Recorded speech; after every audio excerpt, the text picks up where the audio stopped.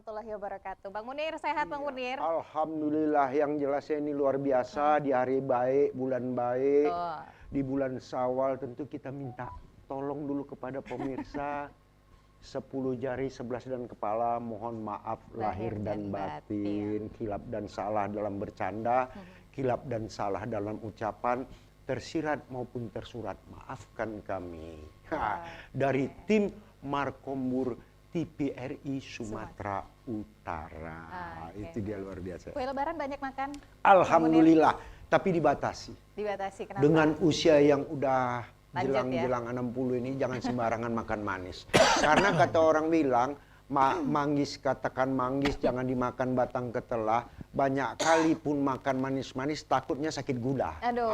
Ini yang gawat. Tapi nampaknya Bang Munir sehat-sehat aja ya. Alhamdulillah, insya Allah Tuhan masih memberikan, Allah masih memberikan kesehatan, memberikan amanahnya kepada kita untuk sehat. Tak boleh yang lain. Baik. Widya juga sehat kan? Sehat dong. Itu dia. Dalam hari baik bulan baik ini kita harus sehat semua. Sehat pemikiran, sehat semuanya. Tentu luar biasa hari ini di dalam topik kita Markombur ada tema yang luar biasa. Apa tema kita Bang Munir? Fenomena kasus viral baru diusut. Artinya singkat kata-kata viral dulu baru dikejar-kejar. Itulah istilahnya. Jangan ngeri-ngeri kali Bang Hari Munir. ini pembicara kita, narasumber kita luar biasa. Yaitu Profesor Dr. Maidin Gultom. Ini pakar hukum. Prof. Edi. Oh, Profesor Edi Warman. Edi Warman. Alhamdulillah. Artinya ini luar biasa. Karena kenapa? Akademisi juga. Kalau nggak salah aku, kalau terasi batang terasi, jangan tetap batang terasi ditaruh air. Ini hari memang akademisi. Insya Allah 2024 jadi anggota DPR. Itu doa kita. Langsung buka kartu. Nggak Bang apa-apa. Munir. Nggak apa-apa. Apa-apa. Partai tak boleh disebut. Ijazah ditekan Bapak. Itu.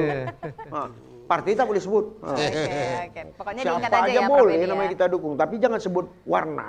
Oke, siap. Kemudian ada lagi abangda kita yang tidak bosan-bosannya sama TPRI Sumatera Utara. Ya, alhamdulillah. Abangda kita ini kadang-kadang pasang surut. Boleh gaspol, boleh enjoy.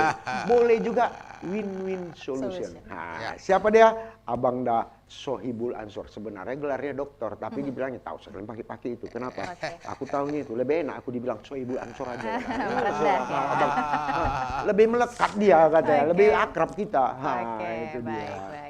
Ini topik kita hari ini menarik ya Bang Munir. Karena memang beberapa waktu belakangan ini kita melihat banyak kasus yang viral dulu, baru kemudian langsung diusut. Siapapun itu biarlah, tapi nyatanya viral dulu, baru diusut. Baru kalang kabut. Betul, sampai ada loh Bang Munir di sosial media, Widya lihat ya, ada hashtagnya no viral no justice. Ini jadinya kan kita merasa apa ya, miris begitu ya Bang Munir, ketika kita sebagai masyarakat ingin kemudian mendapatkan keadilan, namun ternyata kalau kita mencoba untuk mencari keadilan tersebut melalui jalur yang seperti biasa istilahnya gitu ya, agak susah. Tapi kalau dengan kekuatan netizen, nah baru ini naik semua ke permukaan. Tapi itulah pula namanya IT itu. Tanya luar biasa. Kalau kata orang, kita naik kendaraan lari 150 km per jam belum cepat itu dengan IT. IT dengan modal jempol, tik tik tik tik tik, sap katanya. Udah mendunia dia. Apalagi masuk ke YouTube, ke Facebook, selesai dunia itu. Semua tahu. Tak ada ini bisa ditutupi di situ. Tinggal mempertanggungjawabkan. Istilah kata hukum A1 atau enggak. Kalau enggak A1, yang buat terimalah pula resikonya. Mana tahu hoax. Makanya jangan buat yang hoax karena ada undang-undangnya kan gitu kan. Itu dia. Ini kita langsung bahas aja ya. Boleh, langsung silakan. ke Prof. Edi kalau begitu melihat dari perspektif darinya Prof. Edi begitu. Kalau tadi dia sudah katakan memang saat ini jagat maya begitu ya Prof. Kita nggak bisa katakan lagi hanya dimanfaatkan untuk komunikasi ataupun berinteraksi, tapi juga kemudian ini sepertinya bergeser untuk jadi sebagai media penegakan hukum begitu. Masyarakat banyak kemudian melalui media sosial begitu memanfaatkannya untuk bisa mendapatkan keadilan. Dari pandangan Prof. Edi sendiri melihat fenomena ini seperti apa Prof. Edi? Iya, ini fenomena ini suatu fenomena yang bagus kalau saya melihat. Ya, walaupun itu dulu viral dulu baru diusut. Tapi kalau viralnya itu memang ada kebenarannya, kemudian diusut, itu lebih bagus. Gitu. Ya, Kalau saya melihatnya dalam konteks hukum itu lebih bagus kalau menurut saya. Oke, baik. Ya, bahkan hal-hal yang apa dibilang Bapak tadi itu jangan asal viral aja, tetapi beritanya nggak benar, nah itu udah hoax juga. Gitu. Nah, ini juga menjadi malapetaka bagi orang yang memviralkan itu. Tapi kalau itu benar, nggak ada masalah kalau saya melihat. Gitu. Jadi kerennya dimaksudkan profesor, tangan mencencang, bahu memikul. Apa yang kita buat harus kita pertanggungjawabkan. Kan itu dia. Tapi menjadi pertanyaan juga ya Prof, kalau Prof Edi kan tadi katakan ini sebenarnya bagus gitu. Tapi kalau kita melihat dari sisi penegakan hukum kita ternyata saat ini lemah begitu. Akhirnya masyarakat beralih untuk mendapatkan keadilan melalui sosial media. Nah kalau Prof Edi melihatnya seperti apa? Nah, ini secara kebetulan aja ya. Secara kebetulan apa yang diberitakan secara viral itu ada benarnya. Kalau itu ada kebenarannya, kalau saya melihat ya proses secara hukum. Ya, siapapun yang terkait dalam peristiwa itu silakan gitu. Karena apa? Kadang-kadang ya enggak semua orang bisa tahu apa yang akan terjadi di tengah-tengah masyarakat itu. Mungkin diviral dulu baru ya. Tetapi apa yang diviralkan itu mengandung suatu hal yang kebenaran, ya apa salahnya diproses.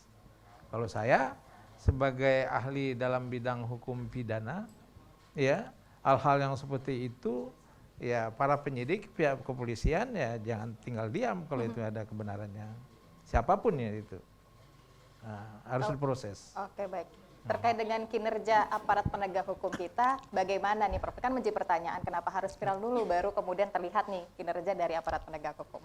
Ya kadang-kadang kan gini, tidak semuanya itu bisa terpantau dalam suatu hal yang ada di tengah-tengah masyarakat. Oke. Ya, jadi dia mungkin diviralkan dulu baru ya yang lain merasa terkejut. Oh ada peristiwa rupanya. Nah, kalau memang peristiwa ini ada kebenarannya, proses. Nah, jadi di dalam hal ini para penegak hukum, ya apa yang diviralkan itu, ya itu juga merupakan suatu hal yang sangat positif ya untuk diantisipasi kalau ini memang terjadi di tengah-tengah masyarakat. Nah, kalau saya menganggap ya kalau itu mengandung suatu kebenaran, ya kenapa nggak harus diproses saja lanjut. Kalau perlu ya para pihak yang terkait dalam peristiwa itu ditangkap, diproses secara hukum. Siapapun orangnya. Tidak tergantung apakah melihat pangkatnya atau apapun ya. Ya contohnya karena kasus Sambo itu sendiri ya saya setuju itu. Kalau memang itu ada kesalahan ya tangkap, proses, walaupun dia bintang 2. Apalagi yang lain-lain melakukan seperti peristiwa-peristiwa pidana itu, ya silakan. Luar biasa, artinya Pak Prof tidak tanggung-tanggung memberikan push kepada aparat. Kalau terbukti gaspol, jangan ada tarik ulur, siapapun di depanmu hajar. Gitu. Tentu pula kita perlu juga tanya ini kepada Wanda kita. Ini sosiolog mungkin punya pandangan yang berbeda. Iya, betul. Tapi kalaupun agak gas aja lah Bang, nggak usah takut-takut. Kan gitu ya, kita berizin. Gitu. Dari pandangan Abang gimana Bang? Basis teoritik tadi dari Pak Edi sudah bagus sekali. Tapi media itu salah satu fungsi memang social control. Pengawasan. Jadi ada ketidakberesan, terus menjadi konsumsi publik.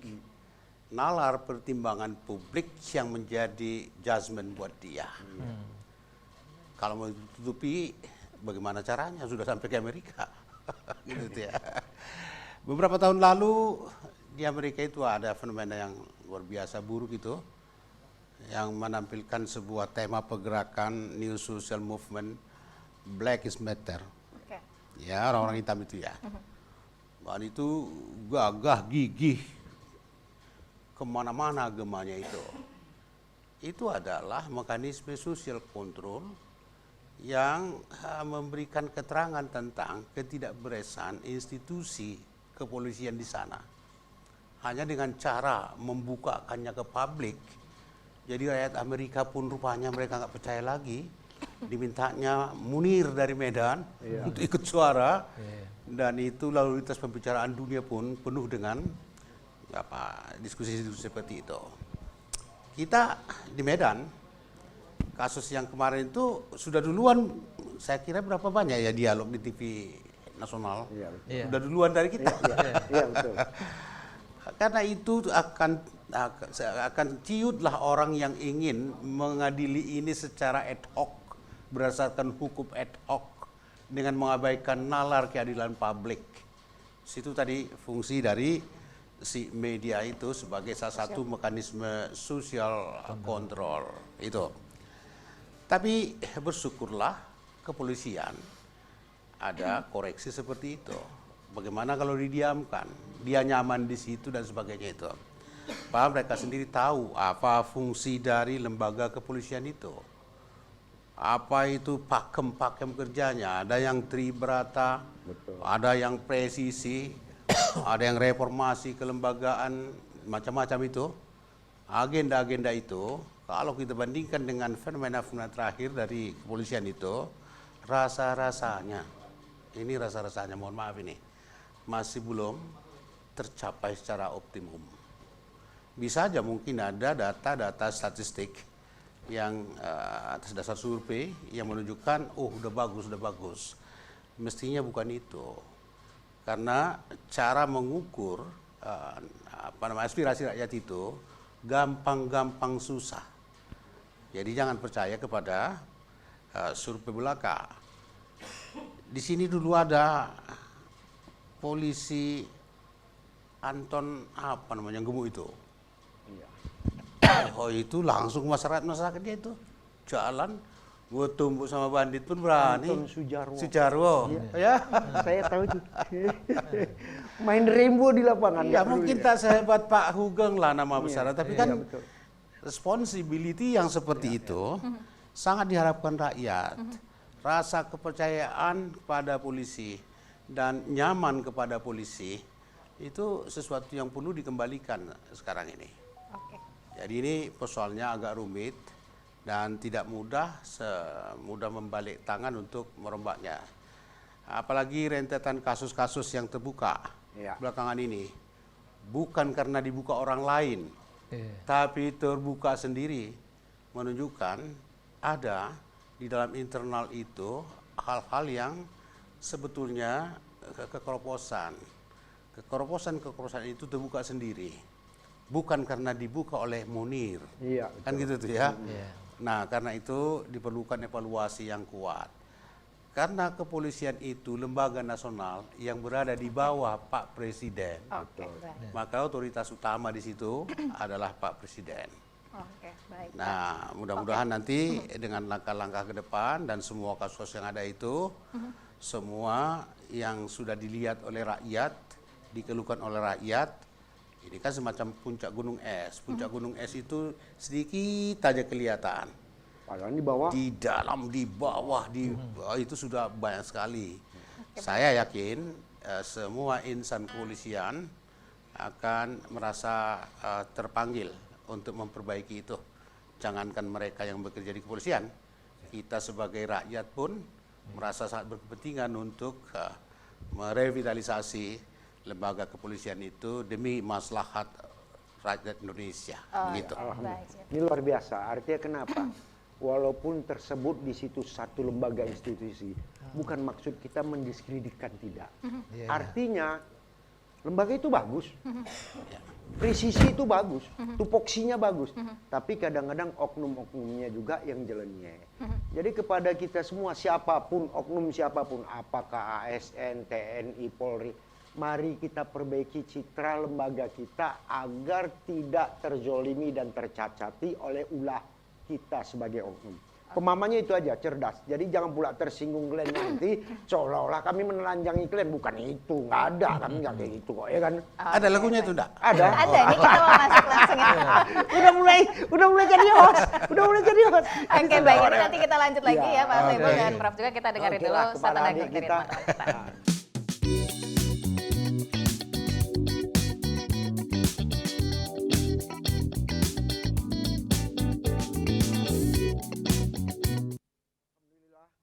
kita masih bersama dengan Markombur, satu ingatan bagi kita bersama. Perlu kita ketahui apapun yang kita bicarakan ini, jangan kita menanggapinya tendensius. Betul. Alasannya kenapa? Sederhana aja. Kita sebagai individu anggota, kita adalah aset daripada satu lembaga. Jadilah aset yang baik untuk terciptanya lembaga yang baik. Mari kita introspeksi diri dari diri kita untuk lembaga, untuk kemakmuran masyarakat yang ada. Artinya aparatur, siapapun itu, jangan merasa untuk dilayani, tapi harus melayani. Nah, itu betul, dia. Melayani. Oke, silakan, Adinda. Ke Prof. Edi lagi kalau kita ya. Kalau tadi memang kembali lagi disampaikan oleh Prof. Edi mendukung begitu adanya kemudian memviralkan kasus begitu agar kemudian diusut tuntas begitu ya Prof. Tapi kembali lagi kita harus melihat kasus itu benar atau tidak begitu. Boleh memviralkan tapi berarti harus ada bukti-bukti yang jelas begitu ya Prof. Nah, apakah kemudian masyarakat sudah teredukasi bahwasannya kalau memang ingin memviralkan sebuah kasus merasa tidak adil begitu, silakan memviralkan tapi harus belajar juga untuk kemudian mengetahui harus memiliki sebuah bukti begitu. Ini gimana Prof untuk dari sisi masyarakat kita? Iya, karena masyarakat kita itu kan dalam peristiwa-peristiwa yang terjadi itu sangat tanggap sekali. Cuma kadang-kadang apa yang disampaikan oleh Bapak Munir? Pak Munir tadi itu para penegak hukum yang lemah di sini. Kadang-kadang udah jelas ada suatu peristiwa hukum yang sudah disampaikan kepada pihak yang berwajib, tapi nggak tanggap. Bahkan ini nggak wewenang saya, ini tidak wewenang kami. Jadi hal-hal yang seperti ini itu harus dihindarkan gitu. Kalau saya menganggap ya apa yang disampaikan oleh masyarakat itu ya kita ambil yang positifnya. Kalau memang itu ada kebenarannya, kenapa nggak harus diproses? Proses aja kalau saya. Ya seperti kasus yang baru-baru ini itu yang terjadi seorang pejabat kepolisian misalnya ya kan diproses, saya itu setuju. Ya kadang-kadang kalau ini tidak diproses nanti masyarakat akan memandangnya lain nanti. Nah jadi sehingga setelah diproses banyak yang terlibat. Ada kasus ini viral lagi misalnya KPK yang ikut campur lagi dalam peristiwa ini, karena ada benarnya saya melihat. Tapi kalau ini tidak diviralkan, mungkin jauh sebelumnya tidak akan terendus oleh kita barangkali. Saya terkejutnya setelah diviralkan, wah dibaca di TVRI, ya ada benarnya juga ini. Kenapa ini tidak diproses? Selama ini sudah berjalan kok diam aja kita. Nah, inilah masalahnya. Pihak penegak hukum harus tanggap dalam sini. Contohnya dalam pihak kepolisian harus. Jangan merasa hal ini ya kalau nggak ada pengaduan nggak diproses. Kalau memang itu terjadi rasanya, kenapa nggak harus dilakukan gitu. Saya di dalam hal ini ya kelemahan dari kita. Makanya saya katakan apa yang harus diperbaikinya. Sistem itu harus diperbaiki.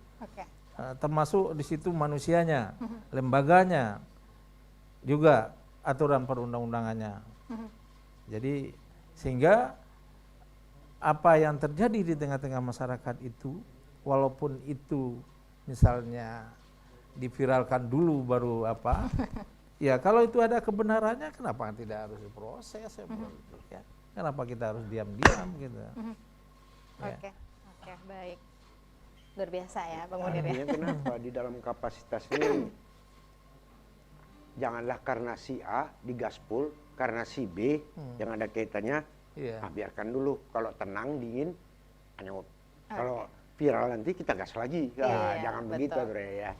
Itu yang harapan profesor. Dan apa yang disampaikan profesor ini saya pikir logika. Karena kenapa? Sederhana aja. Tak jauh beda juga harapan masyarakat demikian kok. Karena kenapa? Ingat, investasi yang paling terbesar itu terhadap institusi-institusi itu adalah masyarakat. Dia memberikan investasi kepada lembaga itu dari nilai pajak. Jadi perlu kita berikan reward kepada masyarakat kita dalam pelayanan. Di situ dia. Baik.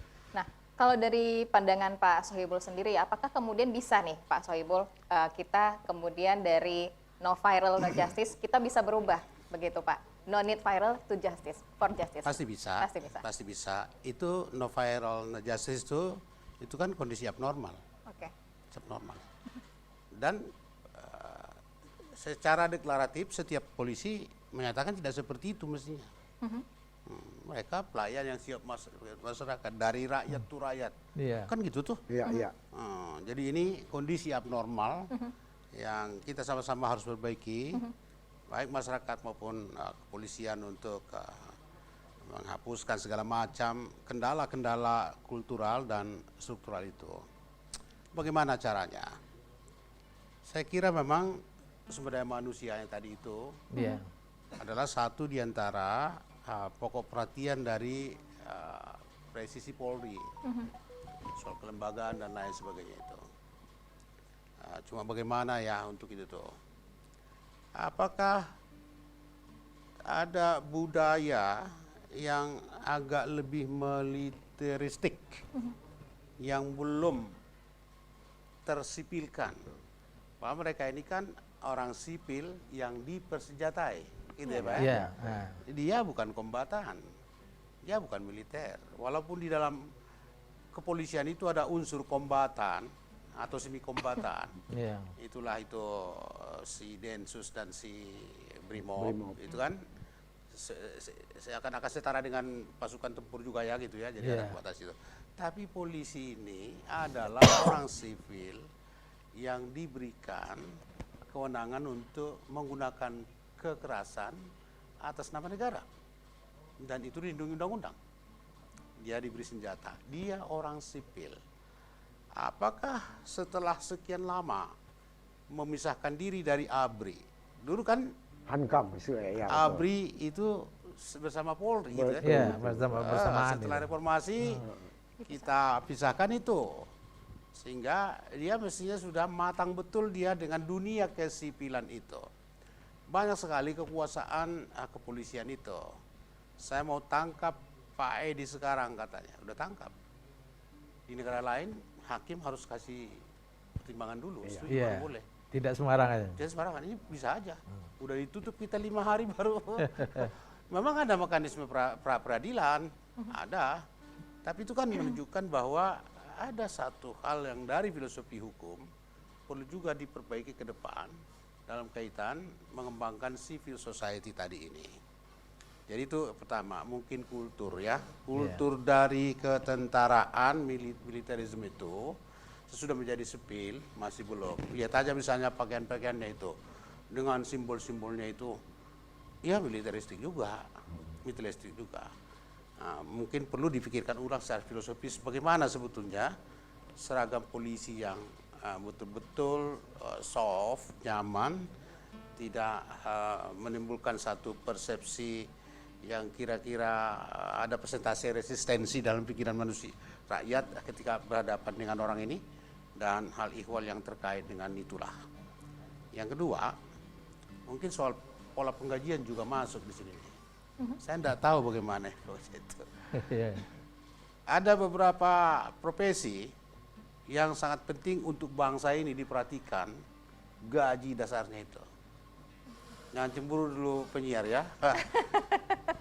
Saking pentingnya pendidikan. Kita di Indonesia ini kan ada guru honorer 300.000 sebulan, itu dibayar 3 bulan.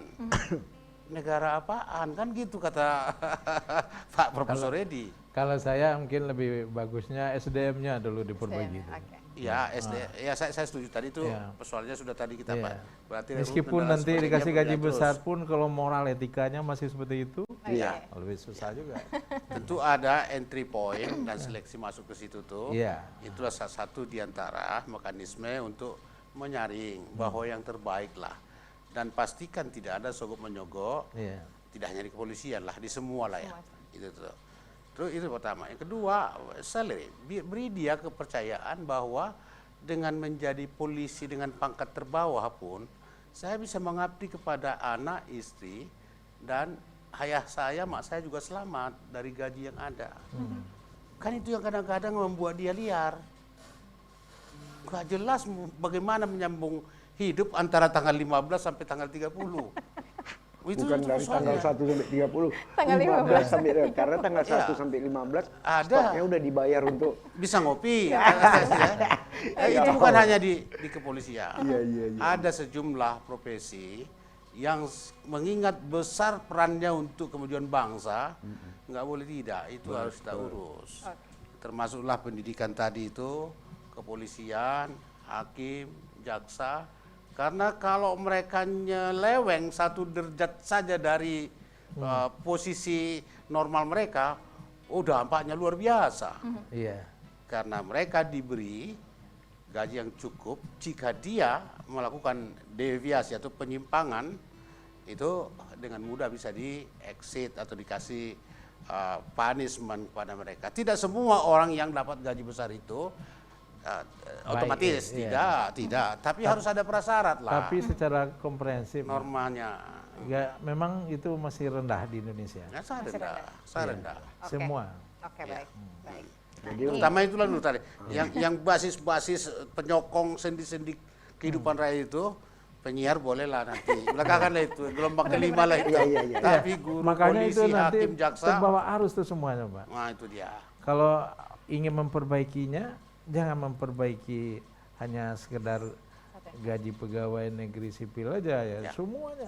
Termasuk kita-kita ini semua. Ya. Saya setuju itu. Karena kenapa?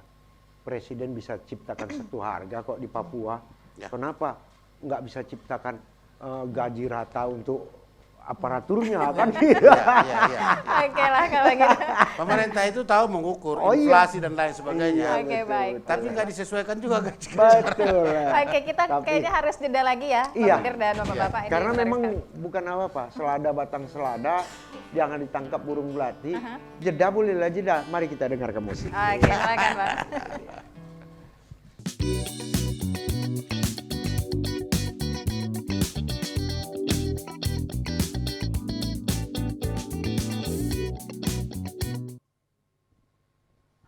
Alhamdulillah. Artinya begini, kalau kita menyimak tadi, ketidakpuasan itu di mana? Sehingga masyarakat berani bertindak untuk memviralkan arti kata dengan ini aku bisa tertolong atas kasus yang ada.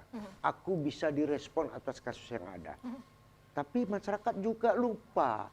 Kadangkala masyarakat ini belum persoalannya belum diputus, masyarakat udah memponis. Ada yang namanya opini publik yang lebih kejam daripada ponis itu sendiri. Kan itu ya. Jadi dalam kapasitas ini, saya mau tanya sama Pak Profesor tentang perangkat hukum kita. Perangkat itu kan terbagi. Artinya apakah ini termasuk lemah atau gimana? Karena kenapa? Misalnya polisi sudah menerapkan pasal terhadap katakanlah pelaku, lalu dikirim ke lembaga kejaksaan. Ternyata terjadi P19, belum lengkap alat bukti balik. Sampai 2 kali balik, baru P21. Setelah P21 direncanakan untuk diadakannya pra-peradilan. Dalam pra-peradilan pun ada mekanisme. Siapa hakimnya, siapa nanti katakanlah yang dampingi hakim sebagai pencatatnya. Jadi di situ semua itu. Ini bagaimana menurut Pak Profesor? Jadi awak mau tahu juga karena pakarnya Pak Profesor ini. Enggak, kalau kita berbicara itu berarti kita bicara tentang penegakan hukum. Iya. Penegakan hukum ini yang perlu diperbaiki. Ya, criminal justice system. Mulai dari pihak kepolisian maupun kejaksaan, terus pengadilan, kemudian lembaga pemasyarakatan. Ini 4 unsur ini nggak bisa dipisahkan. Kalau kita ingin memperbaiki ini semua supaya tidak menimbulkan suatu gunjang-ganjing di tengah-tengah masyarakat. Betul. Ya. Jadi kalau ini tidak diperbaiki, criminal justice system ini termasuk SDM-nya, ya, manusianya. Kalau ini tidak kita benahi dengan secara komprehensif, nah ini yang menimbulkan gejolak di tengah-tengah masyarakat. Polisi menyatakan dia sudah memproses. Ternyata diproses nggak sesuai pasal yang didakwakan. Nah, udah orang perapit lagi. Iya. Nanti di pengadilan juga begitu. Ya, dengan berbagai cara, akhirnya orang yang semula tuh jadi tersangka bisa jadi bebas. Ya, contohnya ada satu kasus pembunuhan. Udah jelas dia membunuh. Dengan dibunuhnya orang itu mati orang. Kemudian sudah diproses oleh pihak penyidik, kepolisian. Sampai di pengadilan, prapit katanya, bebas Pak. Sampai 2 kali prapit. Pertama bebas, yang kedua pihak kepolisian tanya lagi sama saya, Pak Edi bagaimana ini? Saya bilang, coba prosesnya diperbaiki dari awal balik. Perbaiki, tangkap lagi, bebas lagi. Nah, sebenarnya di mana letaknya ini? Ya, nah di SDM-nya itulah yang sebenarnya, ya, manusianya. Baik pihak kepolisian, kejaksaan, pengadilan maupun di lembaga pemasyarakatan, lapas. 4 komponen ini yang dalam penegakan hukumnya, ya, kadang-kadang udah jelas persoalan hukumnya, dicari-cari. Nah ini yang masalahnya, dicari-cari Pak. Jadi kalau udah dicari-cari nggak ketemu jadi. Akhirnya apa? Kasus pembunuhan Juna itu sampai sekarang nggak ada terbongkar, nggak ada. Padahal udah jelas dia melakukan pembunuhan. Jadi orang nggak percaya lagi terhadap penegakan hukum. Bagaimana ini? Orang udah jelas mati kok. Ya, udah diproses, jelas. Toh bisa juga bebasnya. Nah ini kalau ini yang 4 tadi ini tidak kita perbaiki secara komprehensif, ya, termasuk manusianya yang duduk di situ, nah ini hukum kita ini tidak akan tegak. Ya, dia ibarat hukum apa? Tegaknya begini, nggak lurus dia. Nah, seharusnya hukum itu tegaknya lurus Pak, bukan begini. Yang terjadi sekarang begini. Oke, baik. Nah, memperbaiki ini nggak mudah gitu. Bagaimana untuk bisa memperbaiki ini, Prof, agar kepercayaan masyarakat dan kenyamanan masyarakat ke aparat penegak hukum kita juga kembali. Mungkin ini bisa sekalian menjadi closing statement dari Prof Edi ya sebelum nanti kita ke Pak Sohibul. Sistemnya diperbaiki Bu. Ya, termasuk SDM-nya, sumber daya manusianya, termasuk lembaganya, termasuk aturan-aturan perundang-undangannya. Nah, ini diperbaiki secara komprehensif. Kalau enggak ini enggak jalan itu. Oke, meskipun membutuhkan waktu yang mungkin agak sedikit lama begitu ya Prof? Iya. Oke, baik. Nah kalau dari Pak Sohibul, dari sisi leadership-nya mungkin Pak, sekaligus menjadi closing statement dari Pak Sohibul, seperti apa? Saya dulu ingat itu Pak Ugroseno di sini sebagai Kapolda. Iya. Itu bawa sepeda motor kemana-mana itu. Itu kan mencontohkan bahwa gini loh, seorang aparat yang betul-betul ingin mendapatkan kenyataan-kenyataan sosial di lapangan. Jangan ada yang tidak betul-betul proaktif. Itu satu.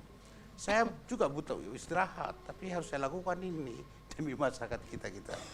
Dia punya teori, apa terlaksana atau tidak saya tidak tahu persis. Tapi dia no more tears and blood in police station. Tidak ada lagi darah dan air mata di kantor polisi. Setiap desa ada polisi. Itu yang dia teorikan itu. Apakah terlaksana atau tidak? Saya kira masuk akal. Jadi dia mengontrol betul. Jangan dipaksa orang untuk ngaku dalam proses verbal. Yang diperlukan adalah smart police. Ilmulah yang membuktikan si X, si Y, si Z itu bisa ditingkatkan kasusnya ke pengadilan atau enggak berkas. Ya kalau nggak salah ngapain ditangkap-tangkap ini? Kira-kira begitulah ya. Jadi sangat baik itu contoh yang dia berikan itu, dan saya tidak tahu ya bagaimana di dalam kepolisian itu gagasan-gagasan seperti itu hilang begitu pergi orangnya. No more tears and blood in police station. Tidak ada lagi darah. Itu ada baliho-balihonya besar itu. Dan kita merasa nyaman. inilah polisi, on ma polisi kan gitu. Iki lo polisi Singape eko. Kan gitu kan Pak. Jadi support masyarakat dia dapatkan. Dan ada rasa was-was bagi oknum-oknum untuk bertindak di luar jalur yang sudah ditentukan sesuai dengan ketentuan kepolisian. Itu saya kira perannya si leadership tadi itu. Alhamdulillah, jadi betul kata Pak Soebul Ansor. Bahkan kadang-kadang dulu kan ada cakru di tiap jalan. Nyamar. Dia mau membuktikan anggotanya benar tugas apa enggak. Bisanya anggotanya nggak tahu kalau itu Kapolda yang dirajianya. Pernah itu kejadian. Nah, jadi intinya macam Bang Soebul Ansor kan udah menyampaikan sesuatu sebagai katakanlah closing statement apa kira-kira. Oke, singkat saja. Oke.